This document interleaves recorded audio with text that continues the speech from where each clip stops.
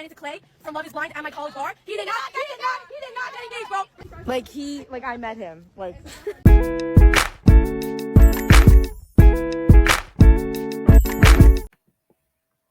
Hey y'all, it's your captain for all things creative coming at you with Love Is Blind Season 6 Episode 12, the finale. So if you are new to this channel, welcome. Please like and subscribe. And if you're returning, thank you so much for rocking with us. And let's get into this episode and some tea with it too. So first you see Jimmy and Chelsea after the montage recapping all the drama this season. And Jimmy asks Chelsea if she knows where her head is at in terms of saying yes or no on the wedding day. And Chelsea says she can see the relationship moving forward, and she can see Jimmy being an amazing husband and dad, even though the day before she didn't feel as sure about it as she does today. Then Jimmy goes ahead and drops a bomb and says that he doesn't want to go to the altar with Chelsea since he can't go there, especially after Chelsea kept saying that Amy and Johnny were the strongest couple 3 times. And that was just like a surface cop out because he's really just tired of all the manipulation and fights. Like his face was so tired at this episode. So then Chelsea go on and lie, says she been walking on eggshells for Jimmy. I was like, eggshells, as much as y'all been fighting and you've been making issues. But she says she can't believe he won't get married just because of one fight. Again, another lie. And then Jimmy rightfully says that Chelsea is condensing things down since there are 5 to 6 big issues that they have, including her crossing that boundary that he had about outing his sexcapades with his friend that he slept with off camera. And he tries to finish explaining all his 5 to 6 points, but Chelsea cuts him off like she always do and says that he has to listen to her now. And Jim was probably thinking, this is the type of nonsense that I'm not going to deal with for the rest of my life. And then we just see that Chelsea's conflict resolution skills are very poor since she's trying to de-escalate stuff, but she's just escalating stuff even more. And she just expects Jimmy to keep taking all her BS lying down, and that's not how working things out works. So then Chelsea tries to make a point about her not liking Jimmy hanging out with someone he had slept with, which is valid, but again, she had lied before saying she was okay with it in front of the friend's face and his face. So Chelsea's problem is that she wants to pretend like she's the cool chick, but then when her true feelings come out, she just looks like a liar and someone who makes drama. You can't trust what she says, you know? So then Jimmy also drops another bomb by bringing up the fact that Chelsea's also friends with her ex that she probably slept with. She, again, when she was telling Jimmy and his gal pals that she was okay with them being friends because she said her ex is her best friend, right? And then Jimmy, brought that up to her face. And then Chelsea started to try to minimize her hypocrisy by saying that she doesn't call that ex or hang out with that ex. And then Jimmy drops another bomb that literally the first night they got their phones back, Chelsea FaceTimed that ex. And then Chelsea doesn't address the accusation. So it's probably true that she FaceTimed him, since Chelsea just kept rambling about not texting the ex or calling him every day. Child. Then Chelsea gonna say that marriage is hard and he needs to take the hard stuff. And Chelsea just keeps talking at Jimmy. And then Jimmy shut her down by saying, go ahead and keep reminding me why I'm making the right decision not to marry your toxic self. He didn't say the toxic part, but he did say, like, you arguing like this right now is exactly why I don't want to do this for the rest of my life. So then Chelsea walks away crying, and Jimmy doesn't follow her, but stays next to the charcuterie, which was a little toxic of him, since he also needs to learn how to break up with people better, since his pattern on the show is him being clumsy and callous with other people's feelings and hearts when emotions run high. Since when he broke up with Jess in this season, and also the way he broke up with Chelsea, it shows that he clearly doesn't watch Korean dramas and Japanese animation dramas because they teach you how to apologize really well and how to break up well. if any of you are familiar with like K dramas or like, how they resolve love triangles in anime, basically whoever is the main character usually is in a love triangle with someone who's slightly toxic and then somebody who treats them well who they have no business breaking up with, but then they break up with like the good person. So the dumping scenes are usually heartbreaking but super well done in terms of giving closure and reassurance that the other person being dumped is a great person. And the person doing the dumping always apologizes profusely for hurting them and explains, the good qualities about the person to preserve their self-esteem while also giving honest reasons why they couldn't choose them. And that's what more people should do in real life, so that people stop feeling like, they don't have closure or feeling like used and abused after a breakup. Get into the K-dramas, man. They teach you a lot. Next, you see AD and Amy bachelorette party with their people, and then Clay and Johnny getting their stag night started. And Clay said that he felt like AD had twerk pants on to go out to the bachelorette party. And Johnny said that he also felt like Amy was dressed to party. Then Amy and AD are seen partying, but then Amy gets to telling AD that Johnny don't want kids. So they have been being careful. And AD says she wouldn't buy the car without test driving, since you want to know if the parts all work or if it's a lemon or not. And when AD was talking, she reminded me of Charlotte's character in Sex in the City, who married her first husband who had erectile dysfunction, and he never told her, so she had a sexless marriage that she did not anticipate having, and they ended up divorcing.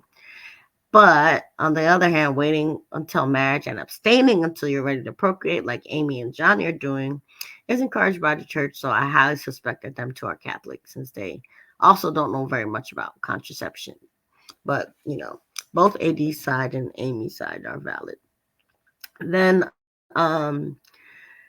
you see AD on her wedding day, right? And she acknowledges that without her confidence in carrying the relationship on her back, she and Clay might not have made it out the pods.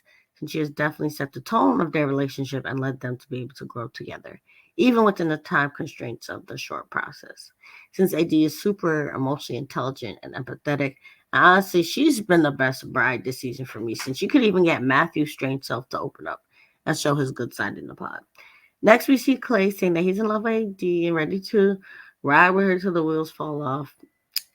And surprising, it's like a third of the way through the episode, he hasn't spoken about infidelity or his familiar cheating demons this episode. So I was hopeful at first.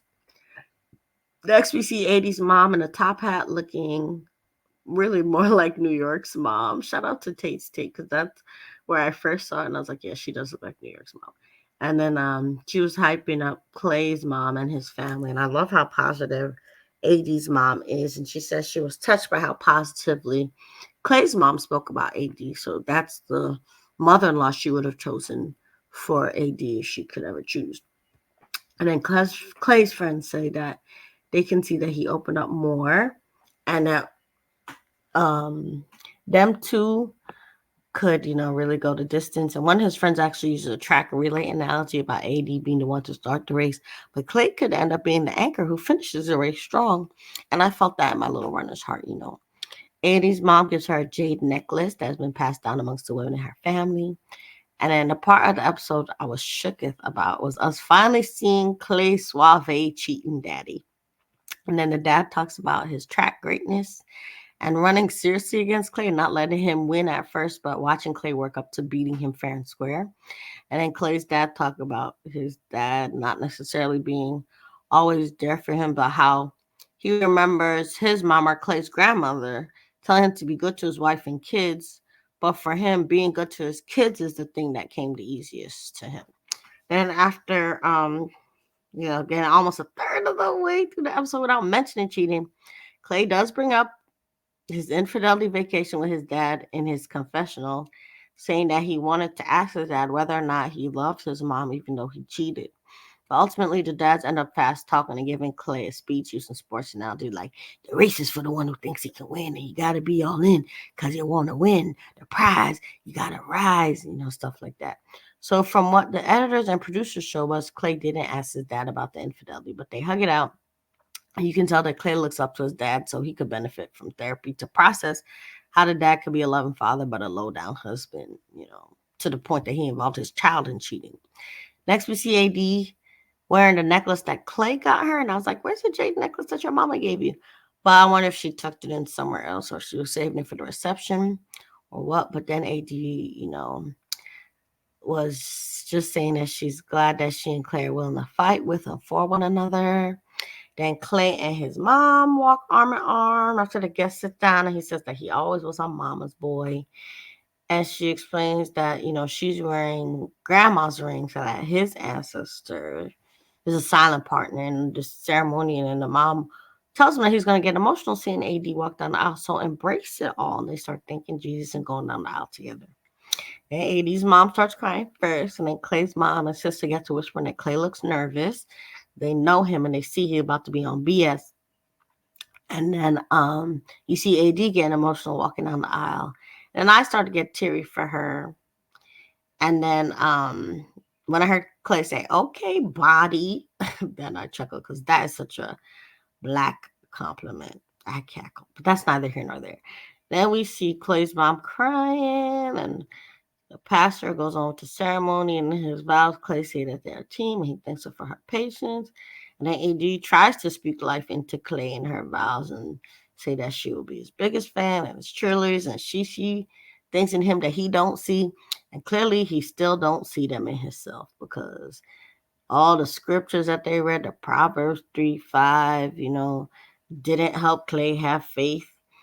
And somebody either edited a heartbeat sound into the scene, or Clay's nervous heart beat into the microphone so loud that just took over the whole ceremony. Like, I felt like I was getting heart palpitations when I was hearing the beat. And then AD says yes, but then Clay gets just in his head and disappoints AD again and says it's not responsible for him to say I do. And then I started thinking that maybe Clay was the person that Trevor met on that plane, allegedly, who he made the pact with not to get married in the leaked text messages. And then AD signals to her mom and people, let's go. And they jump right up away like her lady bodyguards to score her out. But AD then does a classy thing by stopping to hug Clay's mom on her way out. That was really nice. So then with her mom and sister in tow, AD holds her heads up high and gets out of Dodge.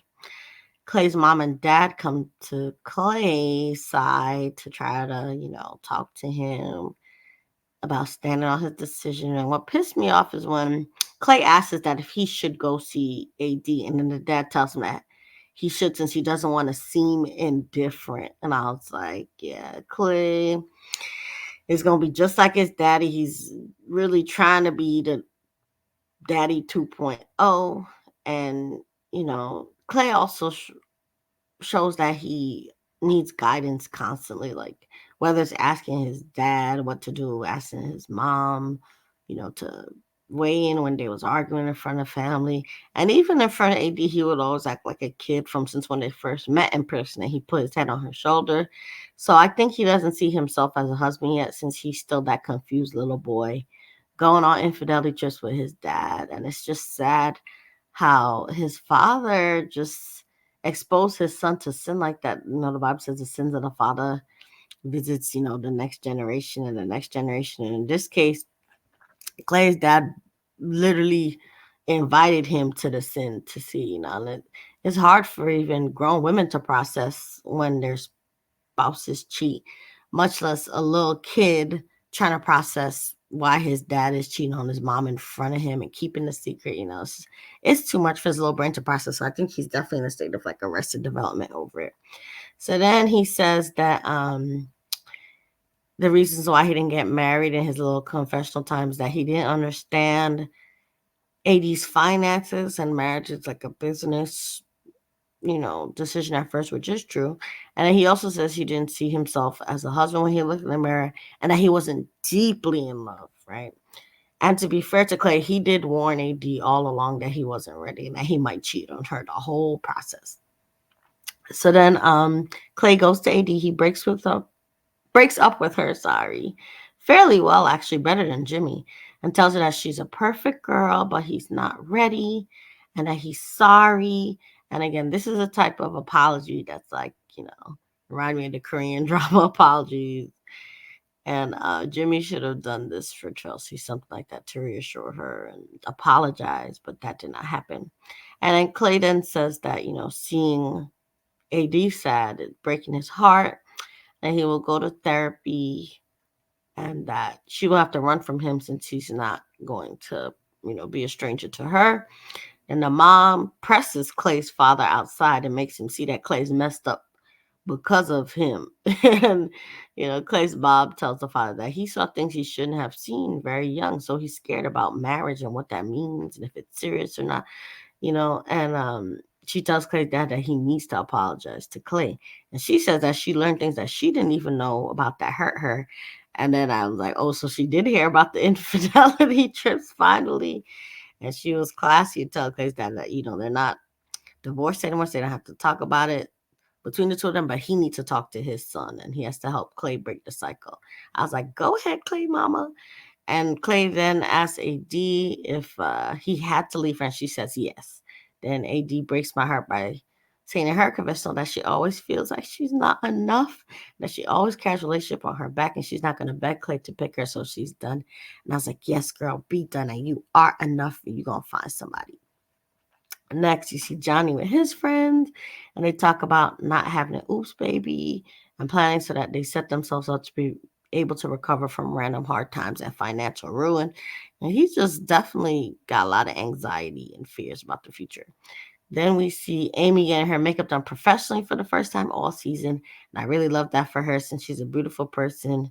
But her cat eyeliner and pancake powder combo all season did not do her face any justice, especially when we see her no makeup face in the wedding day confessional.